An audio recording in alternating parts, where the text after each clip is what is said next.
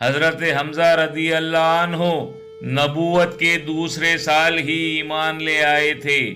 ان کا بچپن ہی سے رسول اللہ صلی اللہ علیہ وسلم سے محبت انس اور قریبی تعلق تھا۔ حضرت حمزہ آپ صلی اللہ علیہ وسلم کے چچا ہونے کے علاوہ آپ صلی اللہ علیہ وسلم کے رضائی بھائی بھی تھے۔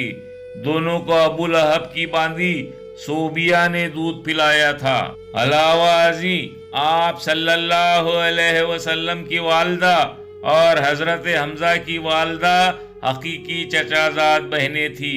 پھر عمر میں بھی حضرت حمزہ آپ صلی اللہ علیہ وسلم سے 2-4 سال ہی بڑے تھے۔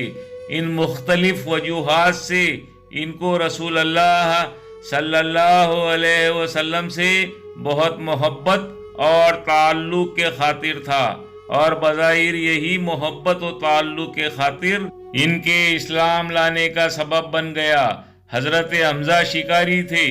ایک دن شکار کھیل کر آئے تو باندی نے خبر دی کہ آج ابو جہل نے تمہارے بھتیجے رسول اللہ صلی اللہ علیہ وسلم کو ان کے منہ پر بہت بھلا برا کہا ہے۔ حضرت حمزہ فوراً ابو جہل کے پاس پہنچے اور اس کی گستاخی پر اپنی شدید ناگواری کے اظہار کے ساتھ اپنے ایمان لانے کا بھی اظہار کر دیا۔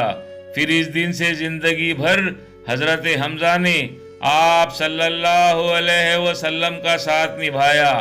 آپ صلی اللہ علیہ وسلم کی مدینہ ہجرت فرمانے پر خود بھی مدینہ آ گئے اور غزوہ احد میں شہادت پائی۔ معروف الحدیث 2016